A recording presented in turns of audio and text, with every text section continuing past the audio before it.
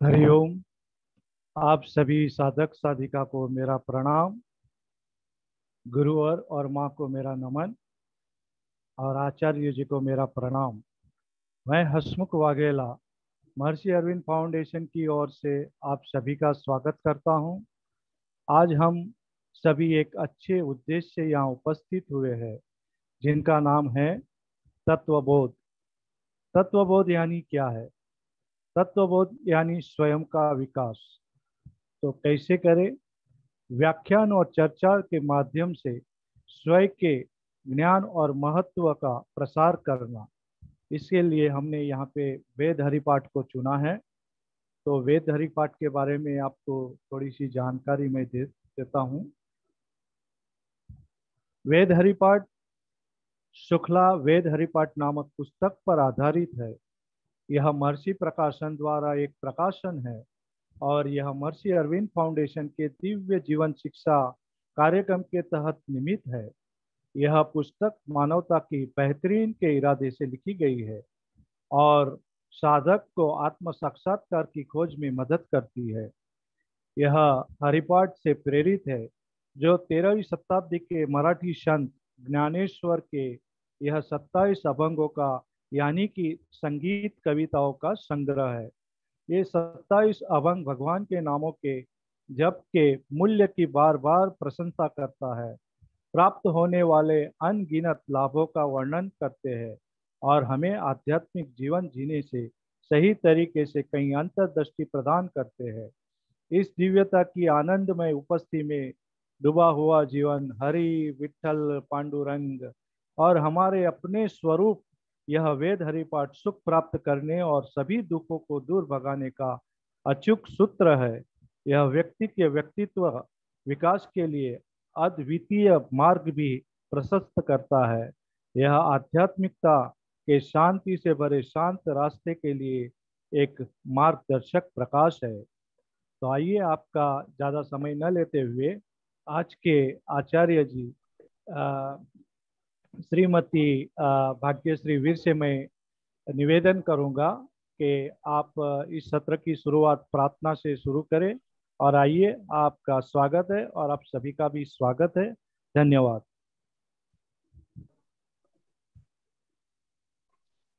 हरिओम। आप सभी को मेरा प्रणाम स्वीकार करें। हम प्रार्थना से इस सत्र का शुरुआत करेंगे।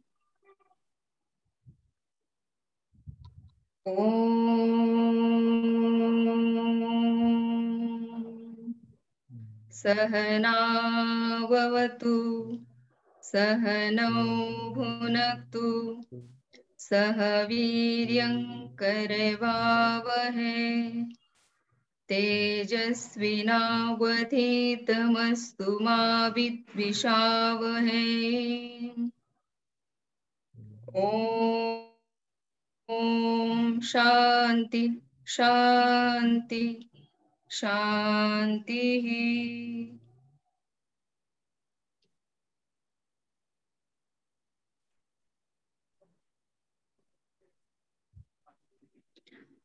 हरिओम सभी को। हरिओम। हरिओम माई। हरिओम।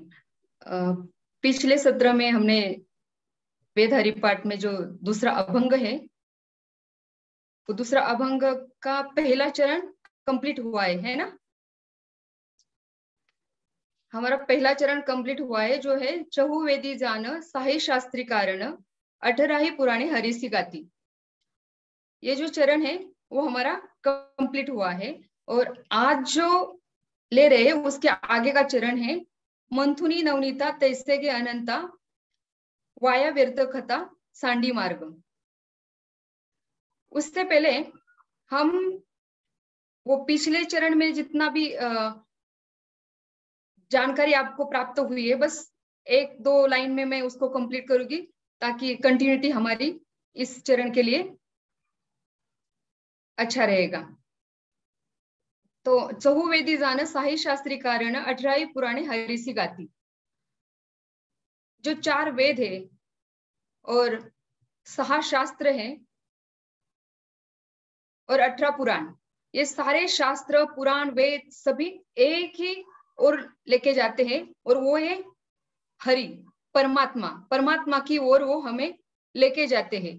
तो अपनी अपनी शैली में, अपनी अपनी जहां जिस स्तर को आवश्यकता है, उसी स्तर पर उन्होंने अपने वेद के माध्यम से, पुराणों के माध्यम से और शास्त्रों के माध्यम से हमारे मनुष्य देह को, जीव को परमात्मा की ओर लेके जाने के लिए उन्होंने ये सहारा, ऐसे समझ लीजिए कि ये शास्त्रों जो है वो हमें वहां तक लेके जाते हैं। मतलब एक डोर है, और उस डोर के माध्यम से हम उस परमात्मा की ओर ले जा रहे हैं।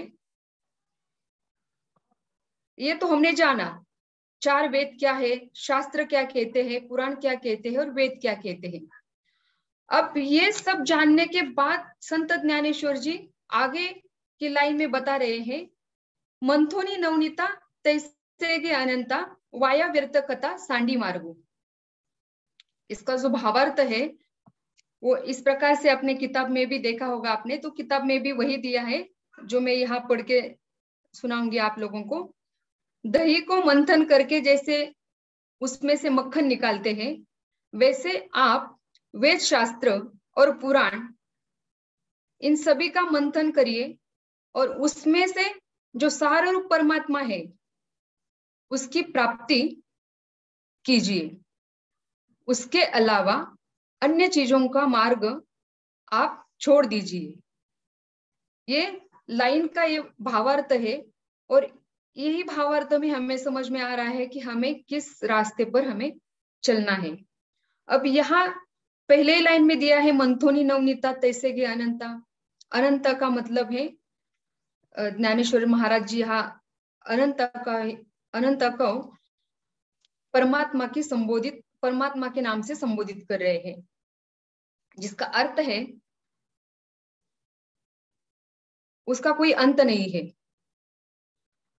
उसे अनंत कहते हैं। परमात्मा सर्वव्यापक है, सर्वात्मा है, देश काल वस्तु इन सबसे अपरिछिन्न है, इसलिए उसे अनंत कह रहे हैं। तो ये जो अनंत रूपी परमात्मा है, उस अनंत को प्राप्त करने के लिए हमें इस नवनीत का जो मंथन है, यानी हमारे भीतर का मंथन है, वो दूसरा कोई दूध या दही का मंथन कर रहे हैं हम व्यवहार में, उसी प्रकार हमारे ही भीतर का मंथन हम इस शास्त्रों के माध्यम से, पुराणों के माध्यम से उनको निमित्त बनाकर हम अपना ही मंथन कर रहे हैं, और अपने भीतर जो परमात्मा छुपा हुआ है, मैं ब्रह्म हूं, ये हम सब सुनते हैं, परंतु उसका अनुभव, उसकी अनुभूति हम नहीं कर पाते। तो ये जो अनुभूति जिसको जिसको करनी है, इन सभी को ये मंथन करके, हमारे भीतर का जो मंथन करके उस परमात्मा रूपी नवनीत का सार हम प्राप्त कर सकते हैं।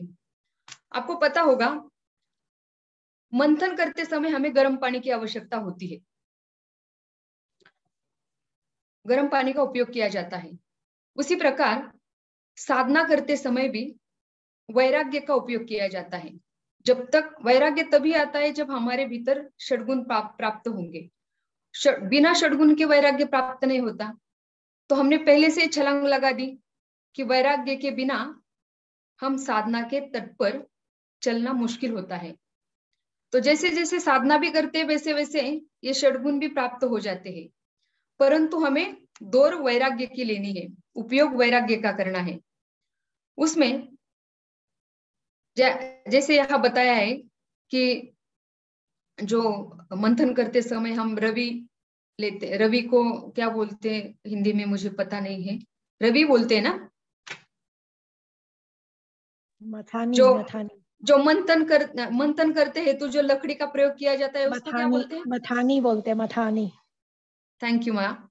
मथानी जो होती है वो मंथन करते हेतु जो लकड़ी का प्रयोग किया जाता है, उसका यहाँ हम हरि नाम की मथानी लेकर उस प्रेम रूपी डोर से हमें मंथन करना है, तभी हम उस प्रभु का, परमात्मा का जो नवनीत है वो हमारे हाथ में आएगा। महाराष्ट्र में संत जनाबाई एक संत होकर गई है। वो अपने अभंग से, अपने गान से परमात्मा को चाहती है, परमात्मा को प्राप्त करती है। उसका एक बहुत बड़ा अभंग है। गुरुजी भी बार बार इस अभंग को कहते हैं। जब भक्त उनके सामने आते हैं तो ये अभंग वो अपने आप उनके बाहर आता है। Excuse me.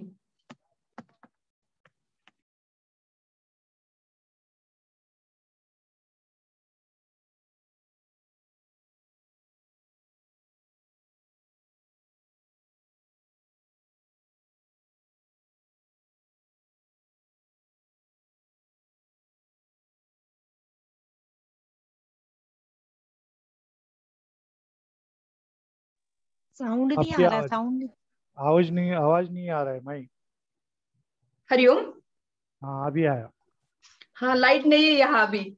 दिखाई दे हाँ रहे हैं ना सब? हाँ हाँ वो दिखाई दे रहा है। धरिला पंढरीचा चोर, प्रेमे बांधियेला डोर, हृदय बंदिकाना केला, त्यामध्ये विठ्ठल कोंडीला, जनी म्हणे गा विठ्ठला, जीवेन सोडी तुला। इसका मतलब, यहाँ महाराष्ट्र में तीर्थ क्षेत्र है पंढरपुर। उस पंढरपुर में, उस तीर्थ क्षेत्र में जो पंढरीनाथ है, जो विठ्ठल है, हरि है, वहां स्थित है। और उस विठ्ठल को वो चाहती है संत जनाबाई। तो उन्होंने उसको चोर कहा है, परमात्मा को अपनी भाषा में चोर कहा है। तो वो कह रही है कि मैंने उसको, उस चोर को, पंढरी के चोर को मैंने पकड़ा है। पकड़ने के बाद मैंने उसको अपने प्रेम की डोर से बांध लिया है। सिर्फ बांधा ही नहीं, अब उसको आगे जाके उस पंढरपुर के चोर को मैंने पकड़ प्रेम डोर से बांध लिया है और मेरे हृदय में उसको बंदी खाना बनाया है। मेरे हृदय में उसको बंदी खाना करके मैंने वहां उसको रखा है। अब चाहे परमात्मा कितनी भी आप कोशिश करो, परंतु मैं आपको जीवे न सोड़ी तुला, मतलब मैं आपको छोड़ने वाली नहीं हूं। इतना विश्वास, इतना आत्मविश्वास उस भक्त के भीतर आता है। जब कोई भी भक्त मंथन करते करते उस परम तत्व को अपने जान से भी ज्यादा चाहने लगता है, ये भक्त की अवस्था होती है। जब साधना के इस मार्ग पर हम नाम से जिया जाता है, तब ये घटना घटित होती है। परंतु होता क्या है, हम जो साधक, यहाँ हमारी साधकों की बात चल रही है, जो साधक होते हैं ना, वो अनेक मार्ग की साधना के जाल में फंस जाते हैं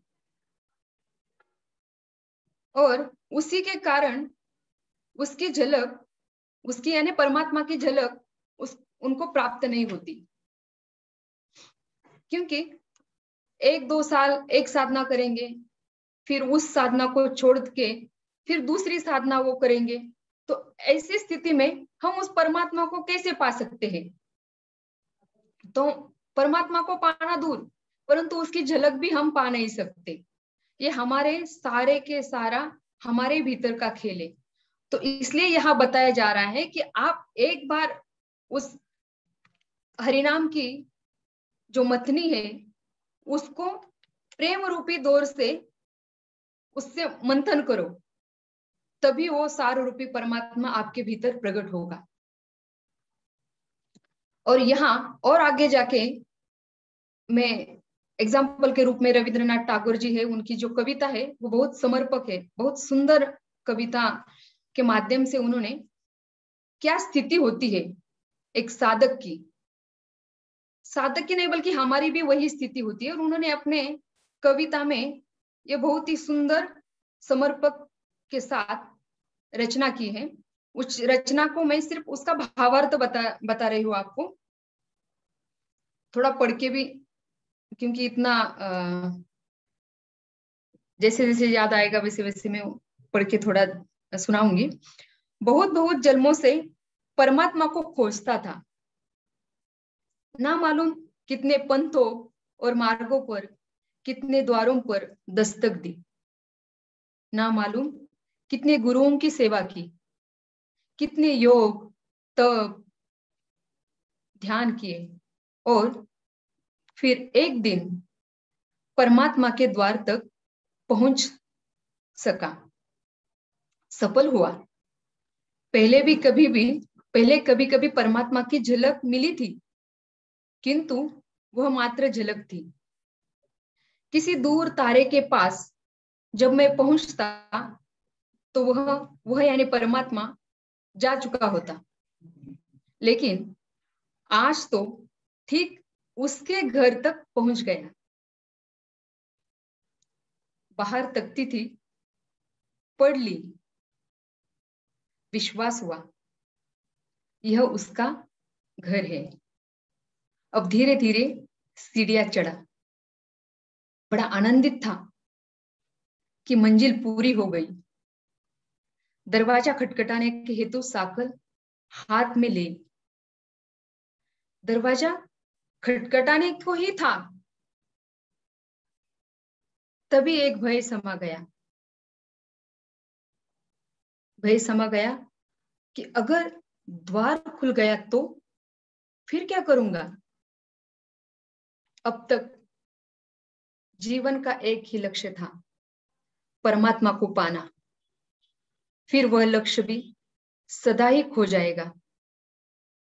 अब तक जो धुन थी, गुण थी, व्यस्तता थी, वह सब नष्ट हो जाएगी। अगर परमात्मा मिल गया तो फिर ना कुछ करने के लिए बचा, ना कोई यात्रा बची। फिर ना कुछ करने को बचा, ना कोई यात्रा बची, ना अहंकार के लिए कोई सुविधा रहेगी कि कुछ पाऊं।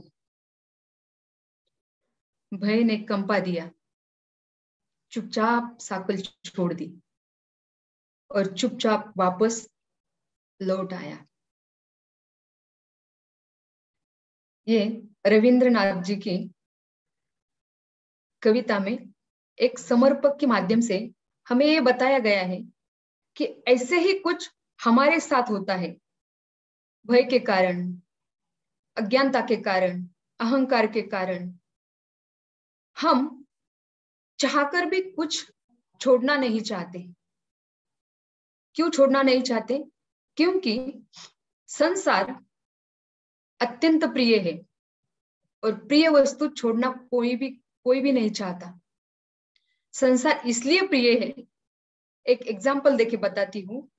क्योंकि आपने देखा होगा हमारे परिवार में कोई भी, जैसे पति पत्नी ले लो, पति पत्नी का झगड़ा होता है कुछ क्षण के लिए, कुछ दिन के लिए, कुछ महीनों के लिए, परंतु वापस वही एक दूसरे के बिना रह नहीं सकते। उनको एक दूसरे की लत लगती है, आदत लगती है, तो वो क्या करते हैं? एडजस्टमेंट करते हैं।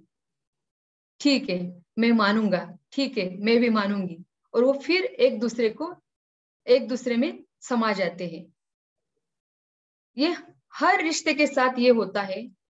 उसी प्रकार हर वस्तु, जो चीज हमें पसंद होती है, वो चीज पाने के लिए हम कोशिश करते, प्रयत्न करते, और जब उस चीज किसी ने मांगी, गलती से किसी को पसंद आ गई आपकी चीज और उन्होंने मांगी, तो आपको देने की इच्छा नहीं होती। आप दूसरी वस्तु खरीद कर लाके देंगे, लेकिन वो जो चीज आपको पसंद है वो चीज आप देने के लिए राजी नहीं होते, क्योंकि वो पसंद है। उसी प्रकार ये जो संसार है वो इस प्रकार का है, वो सबको पसंद है, इसलिए वो छोड़ना कोई नहीं चाहता और उसी में ही वो रस लेना चाहता है। परंतु अब इस कविता का जो आखिरी हिस्सा है ना, वो क्या कहता है वो भी हम यहाँ देखते हैं। कविता का आखिरी हिस्सा है कि अब भी उसका घर खोजता हो।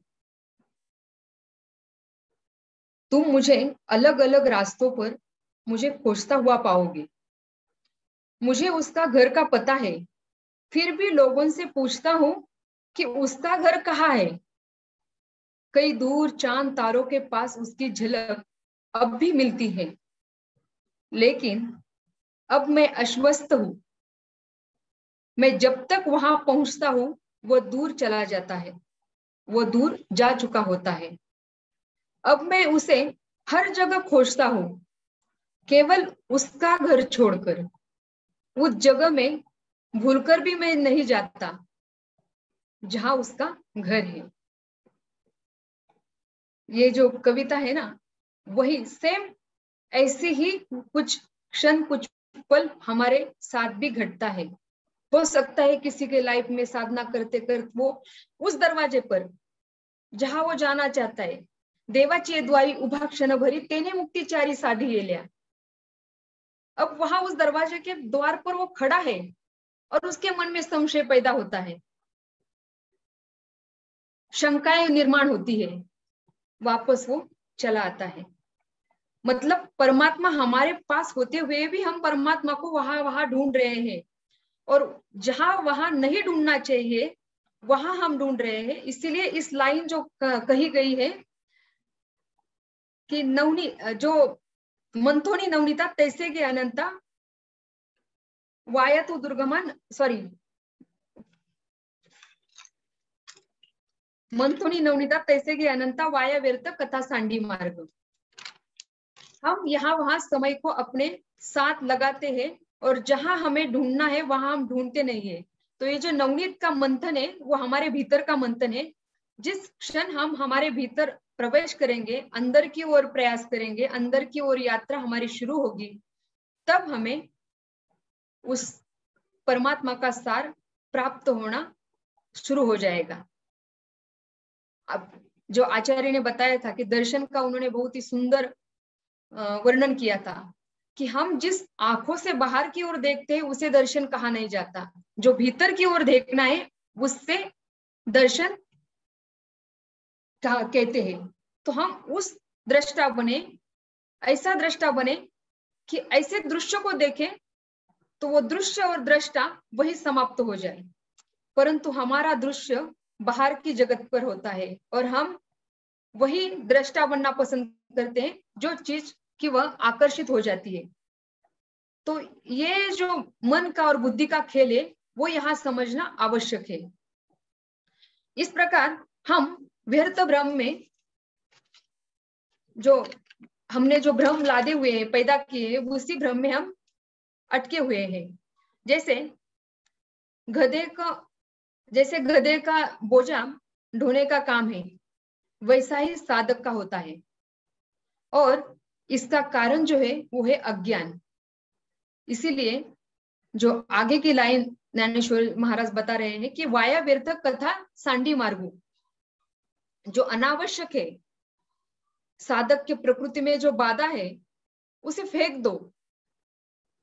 अब ये फेंकना तभी होगा जब हमारा मन और बुद्धि का खेल हमें समझ में आएगा। लेकिन जो साधक को जो ज्ञान होता है वो ज्ञान होना आवश्यक होता है। उसको क्या चाहिए और क्या नहीं चाहिए, अन्यथा वो भटक जाएगा। बार बार हमारे गुरुदेव कहते हैं कि अपनी स्वतंत्रता में जियो, अपनी स्वतंत्रता में जियो। इसका मतलब क्या है? क्योंकि वो हमेशा एक लाइन कहते हैं कि स्वतंत्रता से नर्क मिले तो भी वह स्वर्ग के समान है, और गुलामी में स्वर्ग भी नर्क के समान होता है। और वो हमेशा हर पल जिसको भी वो मिलते हैं उनको स्वतंत्रता का ही शिक्षा देते हैं कि स्वतंत्रता में जियो। स्वतंत्रता यानी हमारी खुद की स्वतंत्रता होनी चाहिए। संसार का कोई भी व्यक्ति स्वतंत्रता पसंद नहीं करता, अन्यथा हम कब उस परमात्मा बन जाते, सद्गुण बन जाते। जो भी परमात्मा के सारे गुण है वो हमारे भीतर आते। एक बिरला ही हो सकता है वो स्वतंत्रता, वही स्वतंत्रता में जीने वाला ही संत होता है, योगी होता है, महात्मा होता है। तो हम इस मार्ग पर, जब हम भक्ति मार्ग का जो साधक जो होता है ना, वो हमेशा समर्पण के द्वार पर जाने के लिए प्रेम से शुरुआत करता है। और लोग कहते हैं कि योग बहुत कठिन है, परंतु गुरुदेव हमेशा कहते हैं कि कोई भी कठिन नहीं है, सब आसान है, बस आप एक बार छलांग तो लगाइए। और हम छलांग लगाना चाहते नहीं, क्योंकि हमारा अपने पर विश्वास कम होता है। तो जो भक्ति होती है वो कठिन नहीं होती, और इस कलयुग में भक्ति का ही सहारा है उसकी ओर जाने का। तो हम क्यों ना संकल्प लें। योग संकल्प से चढ़ सकता है। योग के लिए हमें किसी आसन की आवश्यकता नहीं होती, या किसी मंदिर में जाके या हिमालय में जाके या वन में जाके बैठकर योग साधना करना, वो योग के बारे में यहाँ नहीं बताया जा रहा।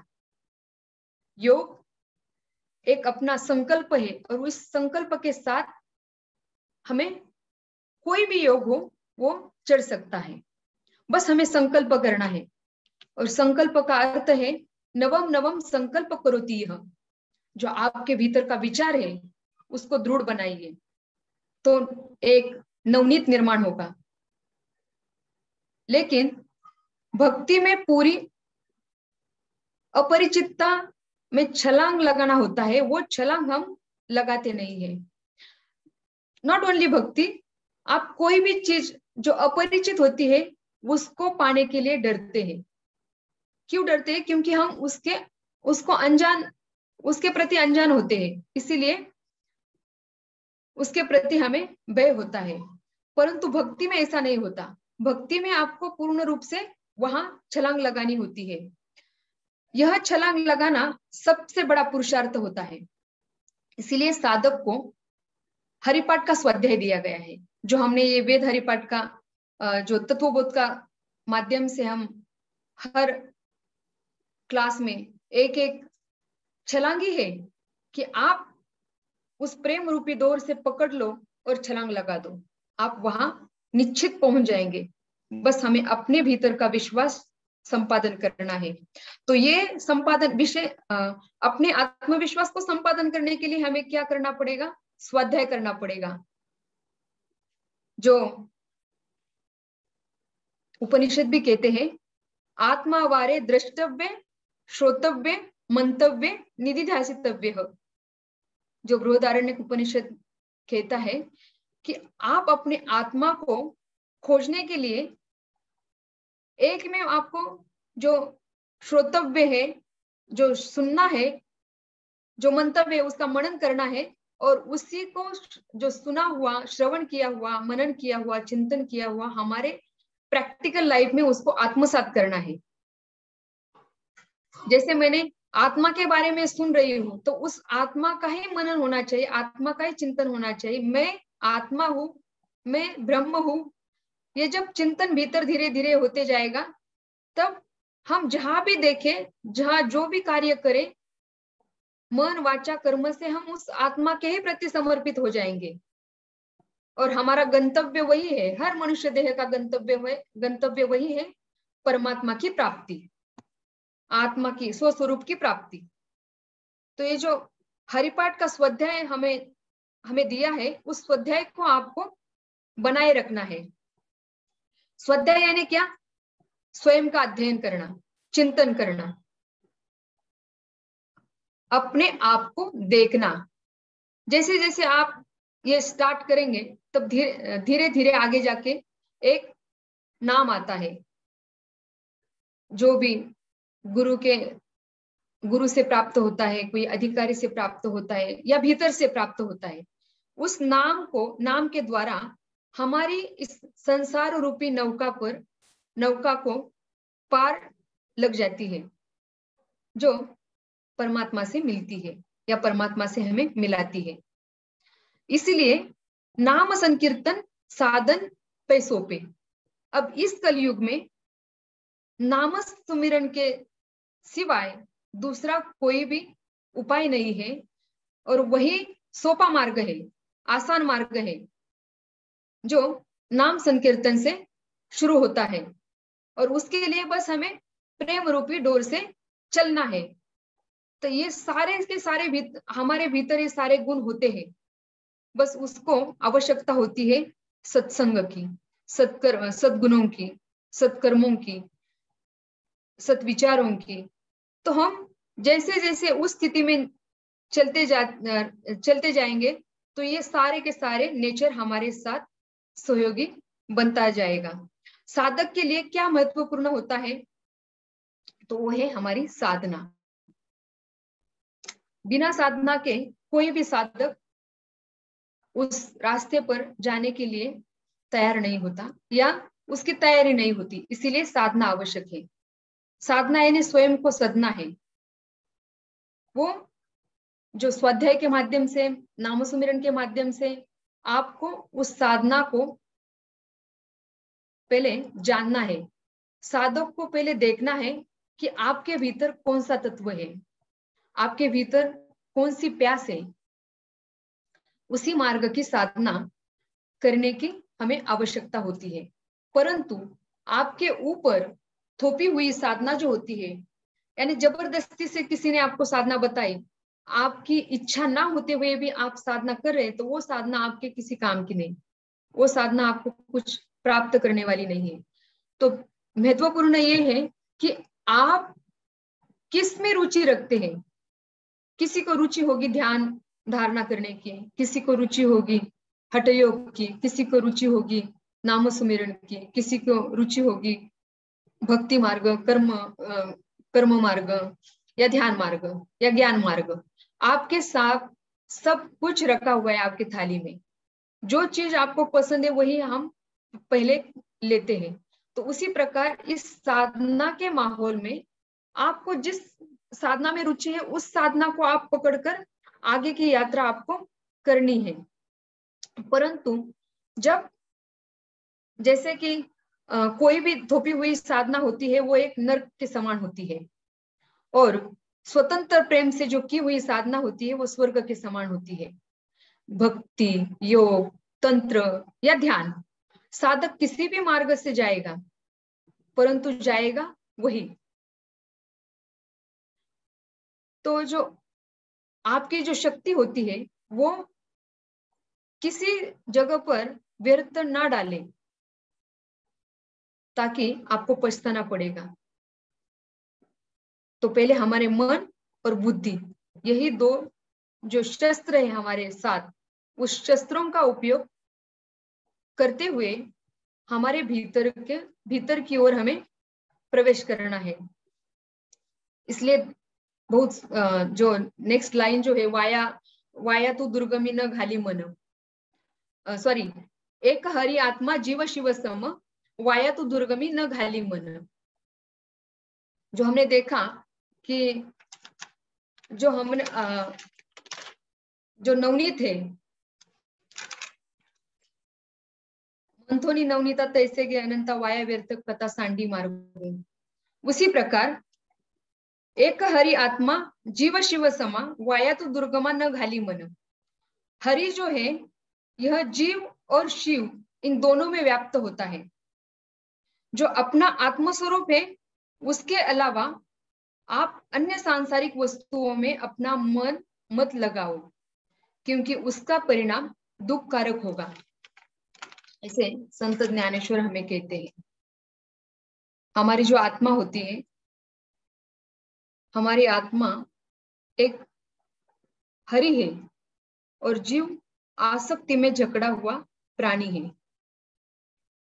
मतलब दोनों भी हमारे भीतर है, एक सिक्के के दो पहलू, दो साइड। जो आत्मा जो है वो सर्वव्याप्त है। ऐत्रेय उपनिषद में कहा गया है कि आत्मा व इदमेकम एवाग्रम आसीत। आत्मा जो सर्वव्याप्त है, जीवात्मा और परमात्मा, ये भेद केवल उपाधिस्थ है। शास्त्र कह रहे हैं कि जीवात्मा अलग है, परमात्मा अलग है, परंतु कहा जाए तो दोनों भी एक ही है। जो माया से उपाधि रहित, जो माया से उपाधि है, और एक को अज्ञान से उपाधि है। जैसे जीव और शिव होता है, तो जीव और शिव क्या है? अविद्या उपाधि। तत्वबोध में उसकी एक लाइन आती है, अविद्या उपाधि जीव मायो उपाधि शिव इति उच्यते। अविद्या के व्यष्टि स्तर पर माया द्वारा जब कार्य होता है उसे हम जीव कहते हैं, और जब परम तत्व के समष्टि स्तर पर माया के द्वारा जो कार्य होता है उसे ईश्वर कहते हैं, उसे शिव कहते हैं। तो ये जो दोनों भी है वो एक ही है। जीव को यात्रा करते करते शिव प्राप्त होता है, और एक बार शिव प्राप्त हो गया तो जीव समाप्त हो जाता है। शिव यानी उस परमात्मा, परम तत्व, परमेष्टि, उसे शिव कहा गया है। तो ये जीव और शिव का खेल तभी समाप्त होगा जब वाया तो दुर्गमी न घाली मन। अब इस जीव और शिव को प्राप्त करने के लिए, उस आत्मा को प्राप्त करने के लिए हमें अपने ही मन को हथियार बना के, अपने ही मन को शास्त्र बनाकर, शस्त्र बनाकर वहां तक हमें जाना है। तो मन क्या है? मन एक संकल्प विकल्पात्मक मन है, जो जब वृत्ति संकल्प विकल्प धारण करती है तब उस वृत्ति को मन कहते हैं। मन कोई ऐसी चीज है, उसके पकड़ में कोई भी चीज आती है जो पसंद होती है, उस चीज को मन पकड़ता है, फिर वो छोड़ता नहीं है। तो पहले मन को जानना आवश्यक है। अब मन को जानने के लिए हमें जब कोई भी, सॉरी ये मन थोड़ा अलग आ गया उस विषय को, जीव और शिव को ही पहले देखेंगे ताकि मन को हम समझ सके। जो अविद्या उपाधि होती है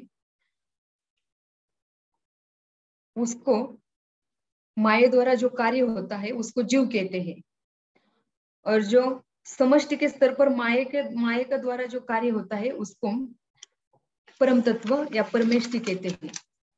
तो जब जीव बंधनों से मुक्त होता है तब शिव तत्व में समा जाता है, और वही हरि रूप आत्मा है। ये एक ही लाइन का अर्थ है यहाँ, ताकि आप लोगों के समझ में आएगा कि जीव बंधनों से मुक्त होता है, और जब बंधन हट जाते हैं तो परमात्मा की प्राप्ति होती है। परंतु ये दोनों भी एक हरि रूपी आत्मा है। इसलिए व्यक्ति ने अपने मन को इधर उधर न भटका कर उस हरिनाम में लगा देना है। शिव का मतलब, एक गुरुजी की पुरानी किताब है, उन्होंने शिव का मतलब थोड़े 4-5 लाइन में लिखा था कि शिव का मतलब श्वास का वर्तल है, प्राण का वर्तल। जैसे कि व्यष्टि प्राण और समष्टि प्राण, इन दोनों का मिलन होता है तो जो संघर्षण होता है, जीव समष्टि प्राण और व्यष्टि प्राण का जब दोनों का मिलन होता है तो संघर्षण हेतु उसमें संघर्षण होने लगता है, और वही संघर्षण जब समाप्त होते हुए परमेष्टि में चला जाता है, परमेष्टि में जाता है, तब वहां न समष्टि रहती है न व्यष्टि रहती है, न जीव है न वह शिव है। वहां पूर्ण रूप से एक रूप होता है, उसे परमेष्टि कहते हैं। अर्थात जीव पूर्ण समग्रता से अपने अस्तित्व में समा जाता है, और उसके स्वभाव में झलक मिलना शुरू हो जाता है उस सत्य की। कौन सी झलक होती है? उस सत्य की, उस परमात्मा की, सत्यम शिवम सुंदरम। तो जब जीव उस पूर्ण रूप से समग्र समग्र भाव से अपने अस्तित्व में खो जाता है, तब उस सत्य की ओर चला जाता है और सत्य प्रकट होता है। उस सत्य की झलक उसका स्वभाव बनता है। अब उस स्वभाव बनते बनते उसका अस्तित्व बन जाता है। आपने कभी संतों में आप रहे होंगे या महात्माओं के बीच में रहे होंगे, तो आपने देखा होगा इन लोगों की जो वाणी होती है वो सत्य होते हैं। उनकी वाणी पूर्ण रूप से शुद्ध होने के कारण जो भी वो बोलते हैं वो सत्य प्रतीत होता है और हम उसको अपने आप हमारे भीतर धारण होती है, क्योंकि उनका जो जीव और शिव का जो मिलन है, जीव और शिव के भीतर का जो संघर्षण है वो एक रूप होता है, पूर्ण रूप से समग्रता से उनका अस्तित्व प्रकट होता है। उनका अस्तित्व उनके स्वभाव में छा जाता है। उनकी प्रेम की वाणी, उनका प्रेम करना का स्वभाव, ये सब एक जैसे होता है। इसी प्रकार जब वो वर्तुल अपने मूल केंद्र पर आत्मस्थिति को पाता है, तब यानी और परम तत्व का आत्म साक्षात्कार करता है। और ऐसे आत्म साक्षात्कारी पुरुष के साथ हमें कभी रहने का जब मौका मिलता है, तो उनका एक भी जो नो के बराबर उनका जो वाणी होती है वो भी हमें स्पर्श करती है। हम कुछ क्षण के लिए बदल जाते हैं, कुछ पल के लिए हमें भी समझ में नहीं आता कि हम कहाँ हैं, और हम उस घटनाओं को भूल भी जाते हैं जो हमारे साथ घटता है, और हम किसी अलग ही माहौल में रहते हैं। इसकी अनुभूति हर व्यक्ति को आती है जब उस वर्तुल में साधक आता है, तब ये घटना उसके साथ घटती रहती है। तो वही आत्मा, जीव और शिव वो एक ही है, इसका जो प्रमाण है वो हमें मिलता है। इसीलिए तुकाराम महाराज अपने अभंग में कहते हैं की साक्षात्कार झाली या सहज समाधी, तुका म्हणे गेली है त्याची उपाधी। एक बार जीव और शिव एक हो जाते हैं तो वो अपने सहज स्थिति में प्राप्त होते हैं, और वो उसके साथ जो उपाधि होती है वो सब समाप्त हो जाती है। जीव जो बंधनों में होता है उसे जीव कहते हैं, और बंधनों से मुक्त हुआ है उसे शिव कहते हैं। जो परमात्मा चित्त की अंतिम आनंद की अवस्था होती है। परमात्मा कोई व्यक्ति नहीं है, वो एक अनुभूति है जिसे हम सच्चित आनंद कहते हैं। वही प्रत्येक जीव का परम लक्ष्य होता है। कौन सा लक्ष्य होता है?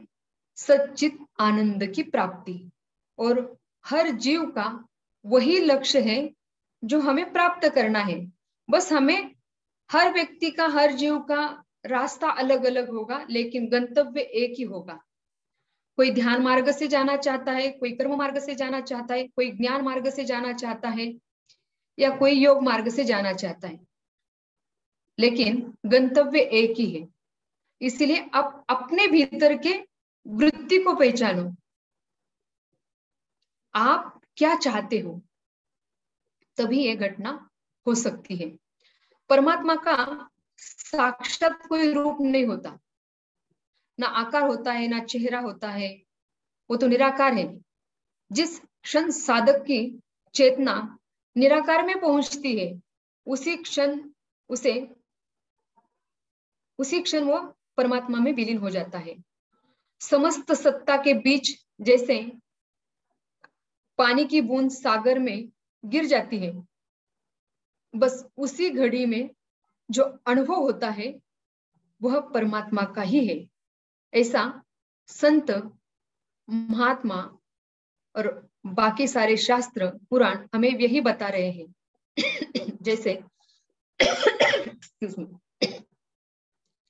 जैसे सुगंध महासुगंध में मिल गई। एक जो सुगंध होता है, जो सुगंध होती है वो एक महासुगंध में मिल जाती है, तो वो सुगंध कहाँ बसती है? सभी और महासुगंध ही महासुगंध आपको फिर होती है। उसी प्रकार, एक्सक्यूज मी,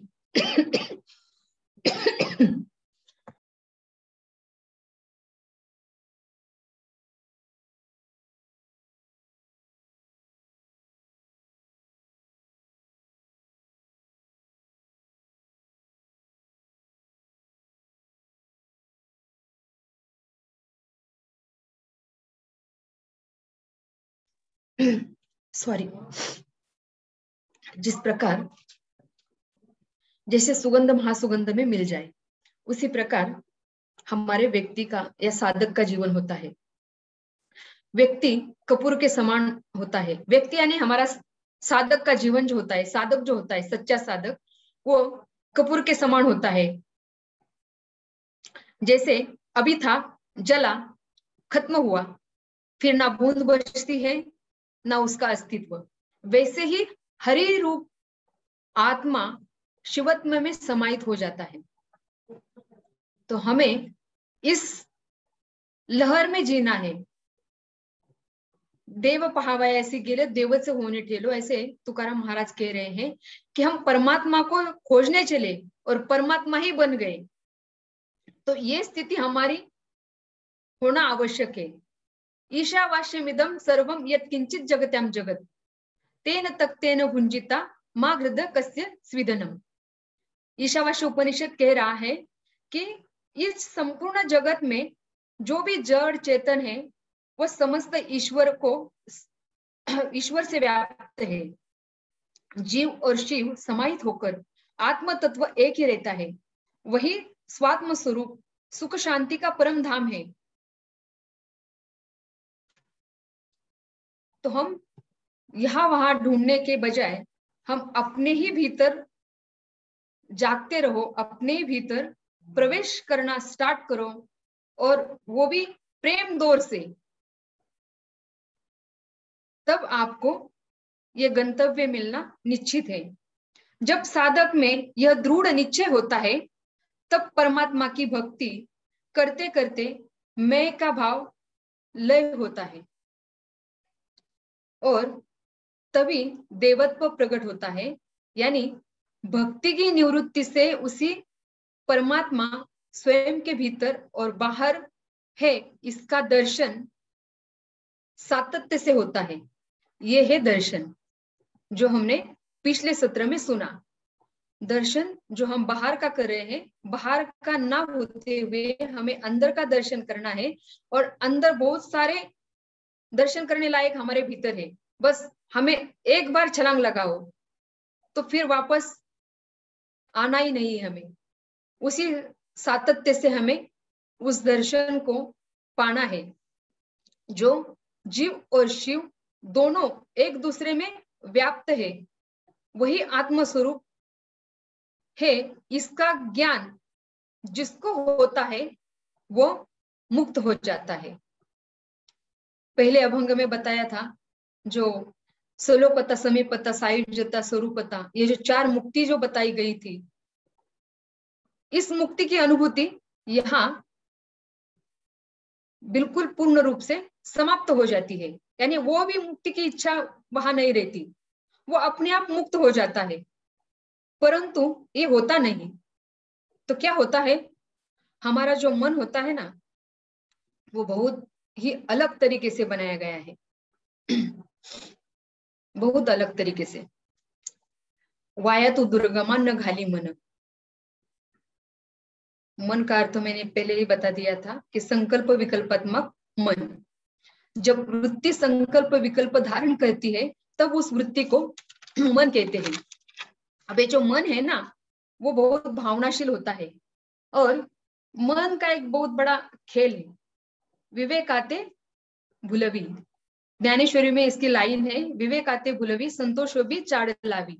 यानी मन जो होता है वो हमारे विवेक को भुलाता है, और संतोष जी चाड़ लावी मतलब जो आनंद है ना, वो आनंद में हमें और भी इच्छाओं की मांगनी करता है, इच्छाओं को तैयार करता है।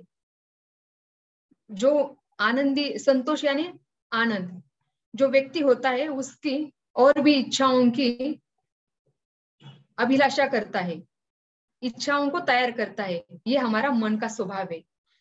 चंचलता, मन का स्वभाव क्या है? चंचलता। मन क्या है? भावनाशील है। तो ये बहुत बहुत ही बुरी नीति मन हमारे साथ खेलता है,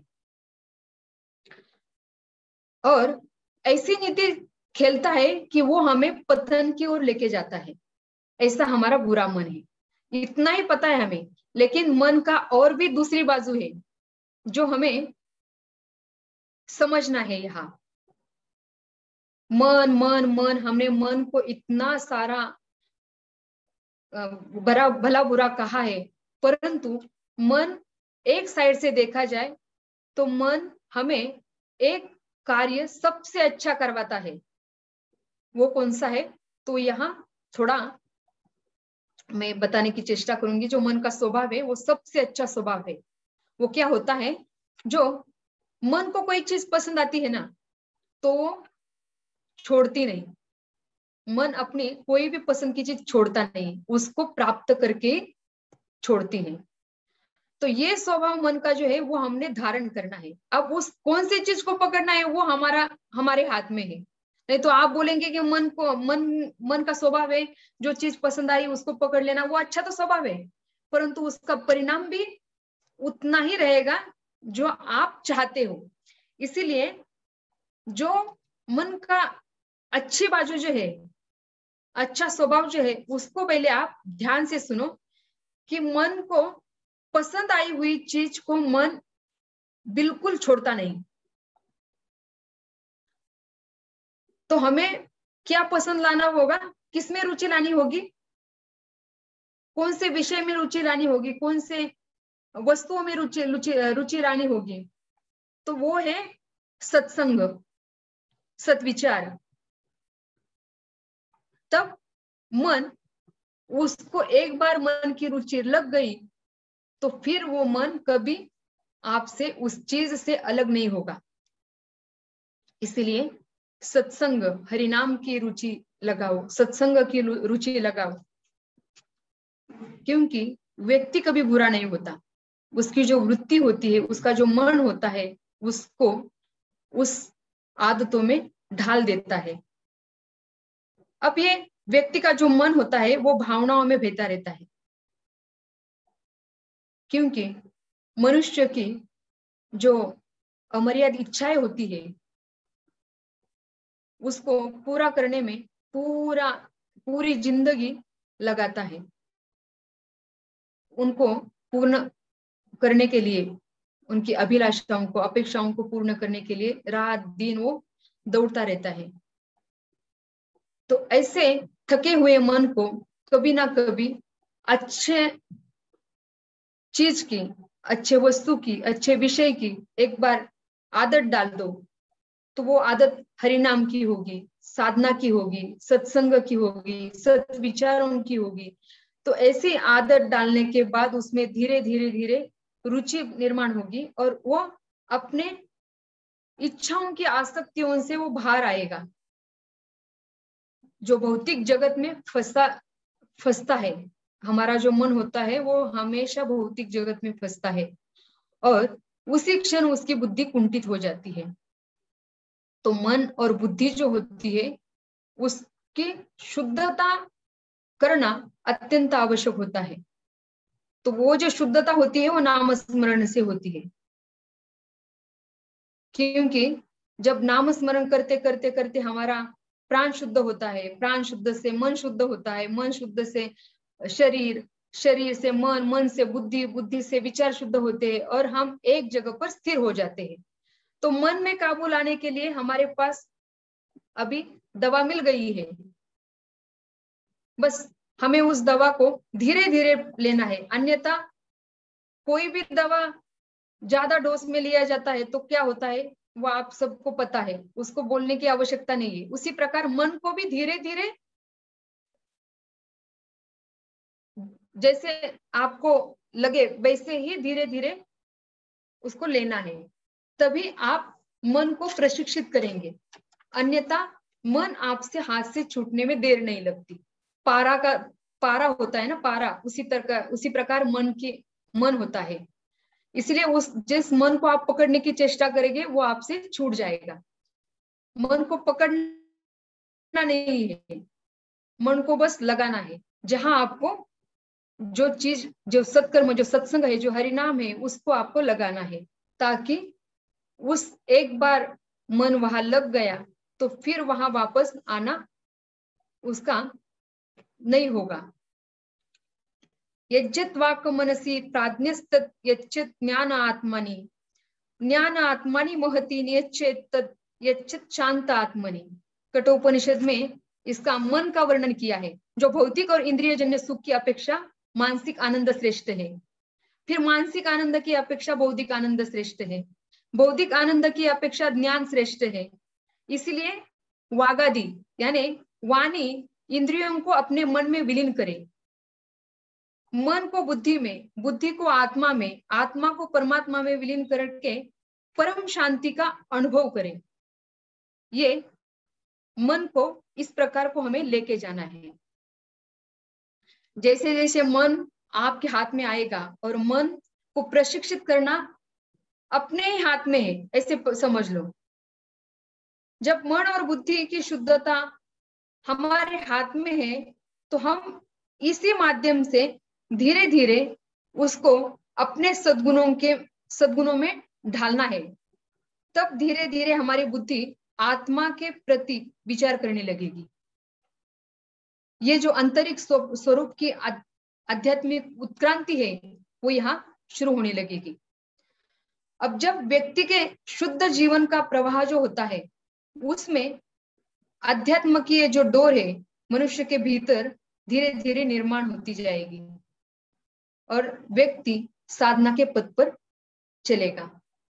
अब जब साधना की रुचि धीरे धीरे निर्माण होगी, तब व्यक्ति चिंतन करने के लिए तैयार हो जाएगा, और चिंतन करते करते व्यक्ति एक दिन स्थिर होते होते अपने लक्ष्य को पाएगा। तो ये जो 2 चरण हमने आज यहाँ पूर्ण किए हैं, आखिरी चरण बचा हुआ है, वो नेक्स्ट क्लास में हम उसका निरूपण करेंगे। तो यही हम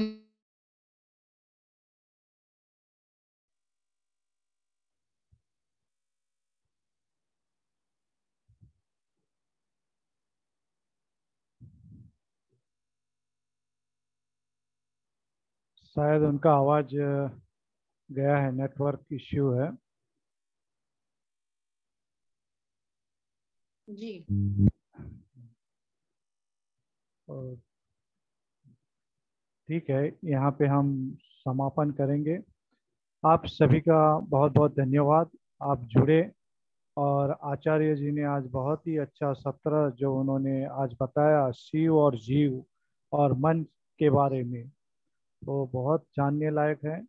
और मैं आशा करता हूँ कि अगले सत्र में जब हम यहाँ मिलेंगे तो इस सत्र के सवाल जवाब होंगे, और आपके सवाल होंगे, उसका चिंतन होगा, और आप इस चिंतन के साथ और सवालों के साथ अगले गुरुवार को हम यहाँ पे मिलेंगे इसी समय पे 7 से 8, और आप सवाल के साथ, और इसका सवाल जवाब जो होगा आचार्य से भी जवाब मिलेंगे हमें।